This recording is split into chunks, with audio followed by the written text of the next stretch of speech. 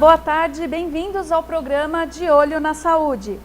Esta semana nós vamos falar sobre um tema que às vezes incomoda algumas pessoas, mas também se preocupa. A cegonha fora de hora. O que será isso, né? Vocês já entendem. O que é a cegonha? Cegonha é trazer o bebezinho antes da hora ou até fora da hora esperada. Nós trouxemos aqui para conversar conosco sobre o tema a doutora Lourdes Paula Gomes, que é psicóloga, especialista em psicologia clínica e psicoterapia.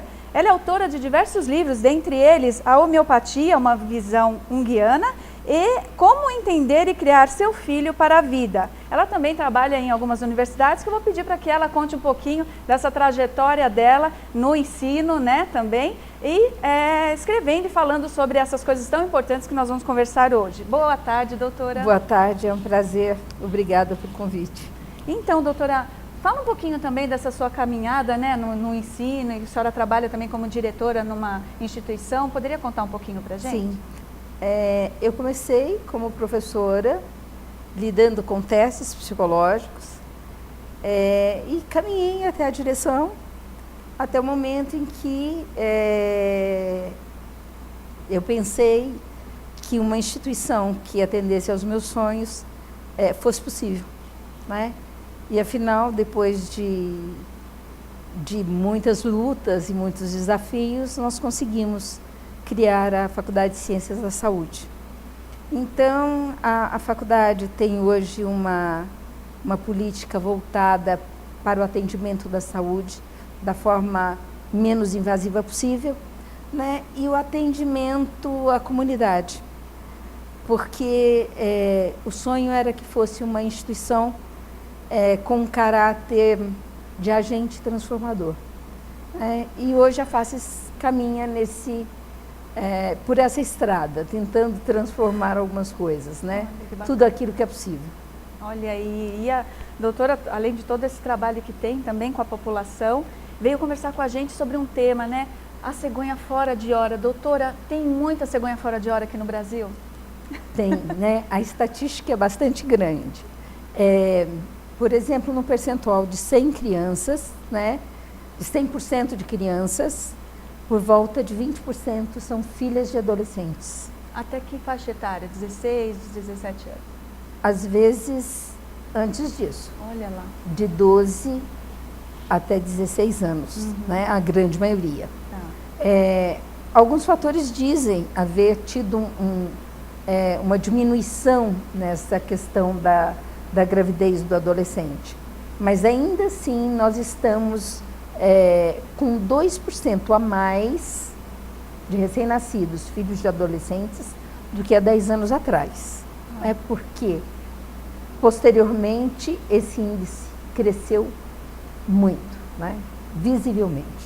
De 2010, de 10 anos para cá, tem havido um crescimento muito maior. Porque mesmo com toda a campanha que às vezes se tem, né, de prevenção, de anticontraceptivos, né, as UBSs acabam também colaborando nessa informação à população, ainda há um problema de informação, né, da busca dessa informação para que esses adolescentes também se protejam, né? Sim, na verdade é desconhecimento mesmo, né? O desconhecimento acerca da própria sexualidade e, sobretudo, sobre as questões ligadas à concepção em si, né? E além do risco que é próprio da juventude, né? Faz parte do adolescer, né? Então, as coisas acabam se complicando aí, né? E tem muito no adolescente, no perfil adolescente, a senhora que cuida muito de crianças e adolescentes no consultório, tem esse perfil do adolescente ser um pouco assim, inconsequente? Eu vou viver um momento e o que me espera depois eu vou ver que dá? Tem isso? Tem às vezes, sobretudo quando se acrescenta isso, o uso da droga lícita ou ilícita. Que tem aumentado aqui no Brasil bastante. Muitíssimo, muitíssimo. Verdade. Então, o uso do álcool ou de outras substâncias acaba deixando mais ousado, né? E eles correm mais o risco. E tem a questão, né? A droga, a gente pode até incluir, inclusive, o álcool. que as adolescências a gente vê por aí nas baladas, tudo cada vez mais, né, é proibido venda de consumo de álcool pelos adolescentes, no entanto a gente vê isso muito. E infelizmente essa questão da promiscuidade, né, de ir mais cedo com qualquer parceiro para a sexualidade. Na verdade, com a completa banalização, né, do sexo, não existe mais uma sacralidade, né? Sacralidade no sentido de imaginarmos sentimentos envolvidos, não só uma questão de atração sexual, mas busca de sinergia entre esses parceiros, né? É sexo pelo sexo e é aquele encontro, né? E daquele encontro pode acontecer um desastre, né? Nós estávamos comentando aqui também um pouco antes da questão do que leva esses adolescentes a talvez buscarem até formar famílias mais cedo. Talvez não seja o caso da maioria, seja uma surpresa a gravidez. Sim. Mas também há uma relação aí muito íntima com a questão familiar, né, doutora? Sim. Na maioria das famílias que tem uma certa desestrutura, que não tem uma condição de continência desses jovens e vivem problemas e desafios muito dolorosos e concretos, né? Normalmente a maior frequência de adolescentes grávidas, né? Há pesquisas que demonstram isso, né? Pesquisas também apontam para a situação de que não é só a relação com uma figura com quem você se identifica que é importante, mas a presença do pai nas questões familiares, nas decisões das questões familiares é fundamental.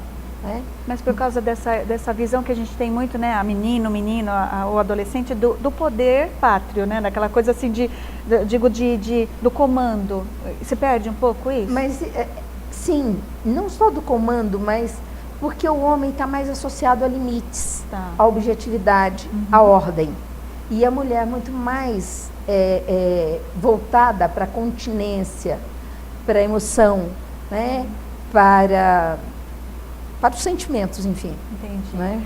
A gente também se preocupa que nessa relação, assim, a gente vê esses adolescentes, às vezes tão jovens, 12, 13 anos, enquanto enfermeira já atendi até pacientes nessa faixa etária em trabalho de parto, o quanto isso impacta, inclusive, no auxílio a essas meninas, né? Porque a gente percebe que ainda há um certo preconceito, não só da família, dos pais, muitas vezes não apoiam no momento em que elas contam que estão grávidas. Isso, socialmente falando ou mentalmente para esses jovens, como que tem desenrolado, doutora? É muito doloroso, né? Porque socialmente essas meninas acabam se isolando e ficando numa situação de muita dificuldade de relacionamento com a família e com os outros, porque ela está exposta. Existe um estigma, né? Um estigma de de um transgressor, né? É como se houvesse sido cometido um crime, né? Mas todo o impeditivo que tem está muito ligado à própria adolescente. E quanto mais esse adolescente fica introspectivo, quanto mais ele fica isolado, mais tendência à depressão, mais tendência aos distúrbios de sonos, distúrbios alimentares, doenças autoimunes, problemas de pele, problemas estomacais, dores de coluna, que estão muito associados a segurar uma carga muito grande, a dor na coluna, né? Os problemas estomacais, né? Um afeto que não foi muito, né, muito adequado, internalizado de forma muito adequada, né? Então, assim, eles adoecem muito, né? E atualmente nós vimos também algumas questões ligadas à automutilação que são extremamente dolorosas, né? A adolescente acaba se punindo, porque há o adolescente se sente desprestigiado, a autoestima cai, né? Se sente desvalorizado e começa a se punir, inclusive, né? Tem uma questão, né, que assim, imagino que o adolescente, ela, muitas vezes, a gente percebe isso, ela para de estudar, porque eles estão em franco momento de estudos, né, estão em escolas, é momento escolar, e muitas vezes elas param de estudar, então já limita essa questão social, e ao mesmo tempo o corpo está mudando, né, doutora? E essa visão do próprio corpo muda. E outra coisa, na verdade, nesse período, todo esse corpo já está passando por mudança. Ela vai enfrentar mais uma, né? Tem todo um processo de transformação, né? Transformação do corpo de uma criança no corpo de uma mulher. E que acaba, né, tendo uma certa maturidade por volta dos 18 anos, né? As coisas ficam mais delimitadas. E grávida, antes disso, né? Inclusive tem casos sérios de dismorfia, né? Com acometimentos de anorexia e bulimia muito frequentes. Olha aí. E vamos, partindo nessa concepção que a senhora está falando, que essa questão da gravidez precoce, ela pode gerar alguns problemas psicológicos, mentais nessas meninas, há que se ter uma forma delas também buscarem ajuda, que se não encontrarem com os pais, elas possam ter ajuda com quem, doutora? Então, a melhor forma é buscar o autoconhecimento. Tá. A melhor forma é procurar a psicologia. Tá. Hoje, não só as instituições de ensino, né, inúmeras em São Paulo, com clínicas de psicologia, estão disponíveis para atendimento. Gratuitamente, né, doutora? Gratuitamente. A Faces, por exemplo, atende inúmeros adolescentes com diferentes dificuldades, né? Então, existe taxas simbólicas e até, quando não podem, não contribuem com coisa nenhuma, né? Tem o atendimento também da homeopatia, que ajuda muitíssimo a equilibrar, a acupuntura. Então, são recursos que o jovem tem à sua disposição, mas muitas vezes ele não conhece. Ele desconhece a possibilidade que ele tem de ajuda, né? Pelo próprio CAPS. Sim. O próprio CAPS faz grupos nessas situações, que é uma coisa muito boa hoje em dia, porque antigamente era tão estigmatizado que todos ficavam trancados, reclusos, né? Além da solidão terrível, existia o cárcere. É verdade. Que era pior ainda. Porque não deixa de, apesar de estar grávida, de ser uma menina, né, que a gente chama de menina, essas adolescentes, tem a questão da mãe ainda vê-la como uma menina, né? Então, por mais que ela vai se emancipar, ela vai ser mãe, ela vai ter toda a responsabilidade que uma mãe tem frente à sua maternidade, ela ainda para a mãe, para os pais, ela é a menina. E mas aí claro, que tem essa questão familiar que tem que ser administrada por todos, né? De possibilitar, né, que ela externalize o potencial que ela tem guardado, as habilidades que ela pode desenvolver e os sonhos, né? A realização dos sonhos. Não é uma gravidez fora de hora não pode ser motivo para que a gente abandone a alegria, os sonhos, as habilidades, as potencialidades, porque então a vida fica muito, muito dura. Né? E aí, vocês estão percebendo que nós estamos focando bastante na menina que engravida, né, doutora? Mas e os rapazes? E os garotos que são os pais, os futuros pais dessas crianças que virão ou que estão aí e são jovens, adolescentes? Como que é essa relação também do menino que vai ser pai nessa fase? Eles se sentem muito comprometidos, né? Porque é atribuído a ele a responsabilidade e a irresponsabilidade. Então, a responsabilidade da família e a irresponsabilidade de ter engravidado, né? Então, essa situação é bem dura, porque há uma cobrança, muitas vezes, de casamento, outras vezes em grandes situações, não só de casamento, mas de que a criança nasça para se fazer um exame de DNA, em outras situações, sugestão do aborto, enfim, são tantas modalidades, né? E o pior, né, que fica um estigma para o menino, né? Ele fica sendo visto como aquele garanhão que é inconsequente, é o peguete que vai, pega todas, e muitas vezes não é a realidade dele, né? Aconteceu por um descuido. Então, de qualquer forma, tanto para o masculino quanto para o feminino, essa situação é difícil, porque o menino também se sente limitado. Ele perde a liberdade em uma porção de sonhos, porque é atribuído a ele a questão e o papel do chefe da família, Cedo. da ordem, né? Então, e às vezes ele não tem condições nem de se controlar, nem de se conhecer de forma... Porque tem a questão financeira, né, doutora? Sim. Porque a gente sabe que esses meninos, ao terem essa questão e apresentarem isso aos pais, na verdade eles vão continuar sendo mantidos pelos pais. Sim. E aí é nesse momento que a gente se preocupa com essa questão da relação da família, do apoio, dos pais estarem juntos, para que isso não se torne um problema que na verdade tem que encarar de uma forma assim: aconteceu, já estamos grávidos, vamos prosseguir agora a família, orientando nos próximos passos, sem repreensão, porque a gente sente muito isso, né? Sem a repreensão e sem o estigma, né? Porque não adianta você dizer que está tudo bem e daqui um pouco, mas tá vendo, se não fosse isso, né? Isso. Então essa mensagem de duplo vínculo, pode, mas não pode tanto, mas não é tanto, seria absolutamente dispensável, né? É que se dê apoio, que esse apoio seja integral, que as duas, né, os parceiros sejam vistos na sua integralidade e sacralidade, né?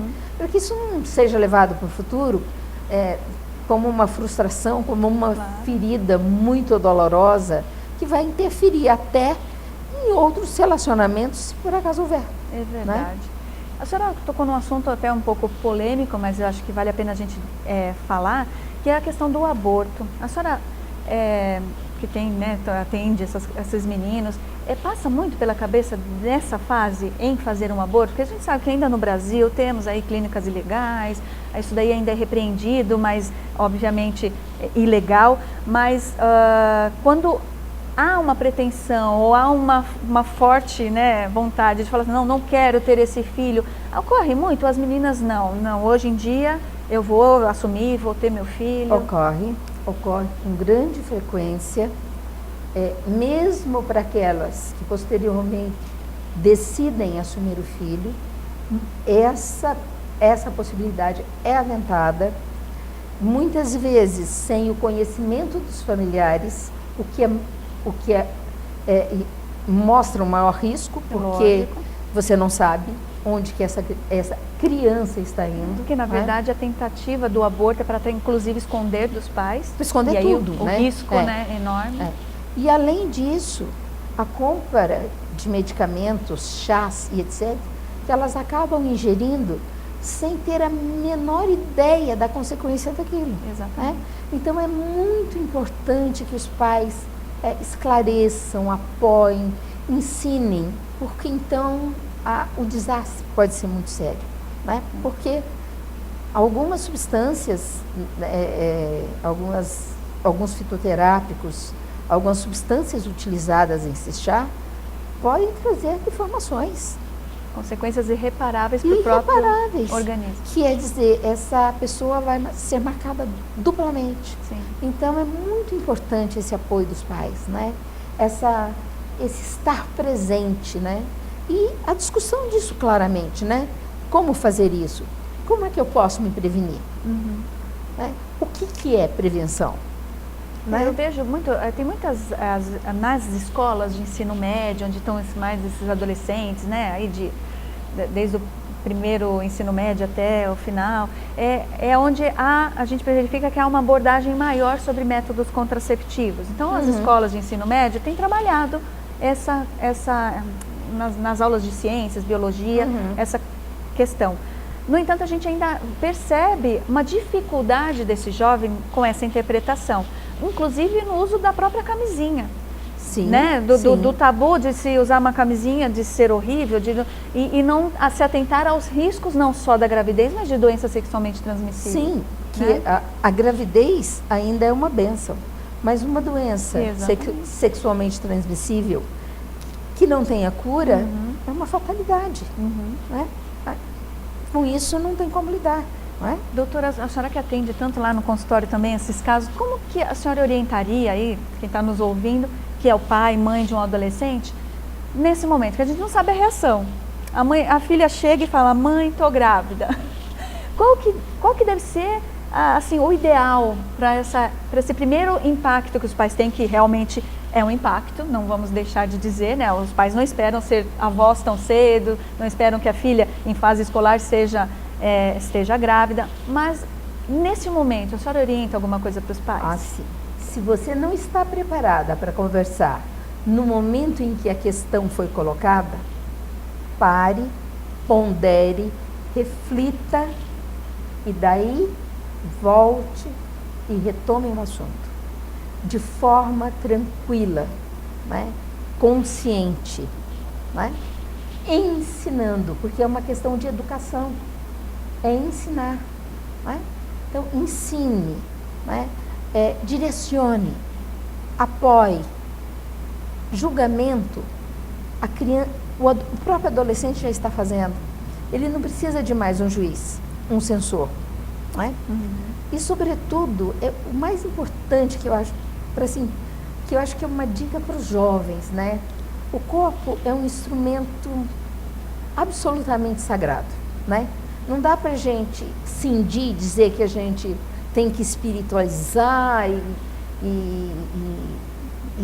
ter religiosidade e ter consciência se o seu corpo estiver sendo profanado o tempo todo.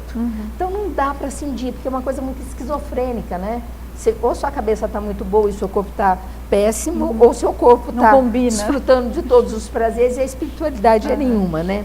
Então assim, é muito importante que essas coisas caminhem junto e que se veja como o instrumento de estar no mundo, um instrumento de busca do prazer, da realização de tudo aquilo, né, que está no mundo mental, emocional, no coração, nos afetos. Então, assim, que cuidem do corpo como um veículo muito importante, né? O mais importante que a gente tem, porque sem ele nós não estaríamos aqui. E ele, antes de qualquer coisa fora dele, né? Sim. Porque eu entendi o que a senhora falou, assim, se a gente não cuidar de si mesma, mental, físico, emocionalmente, né? Quem vai fazer? Se não nós mesmos. Jeito, né? Porque, na verdade, é esse corpo que é a expressão do nosso ser no mundo. Né? É a nossa imagem corporal que fala muito da gente mesmo, né? Muito bom. Que a gente tem que cuidar. Né? É verdade. Porque é um vaso fantástico. E falando de cegonha fora de hora, a gente também falamos bastante dos adolescentes, da gravidez precoce, mas a gente também tem a cegonha fora de hora em idades avançadas, né, sim, doutora? E como sem dúvida. Será uma pessoa que já está ali, já teve seus filhos criados, todo mundo criado, já tem até neto e de repente vem um temporão? Como é que é? Aí é um susto, né? Aí é um susto que pode ser levado como uma impossibilidade de realização do ideal, de levar uma vida mais calma, de conduzir os outros filhos de uma forma mais delicada, mais tranquila, né? E aí impacta, e aí de novo vem o tema, tira, não tira, leva a gravidez adiante. Mas hoje, grande parte dos casais tem acreditado que isso é um grande desafio.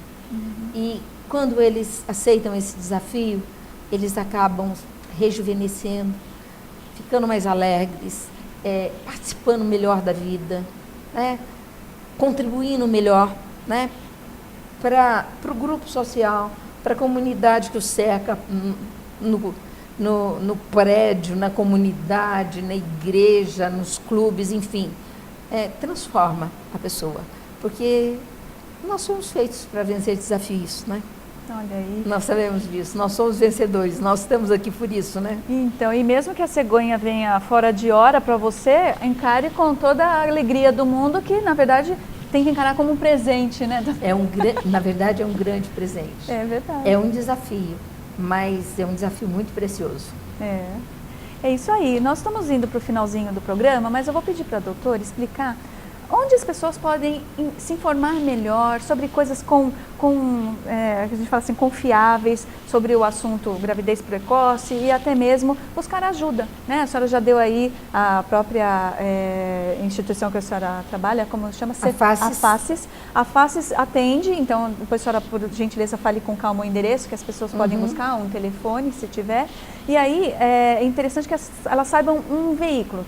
As que não estão nos acompanhando são geralmente internautas e que estão aí nas redes sociais e na própria internet, que tem muita informação, mas às vezes é uma informação sem qualidade. Né? Onde que pode buscar informação séria, com aquela credibilidade?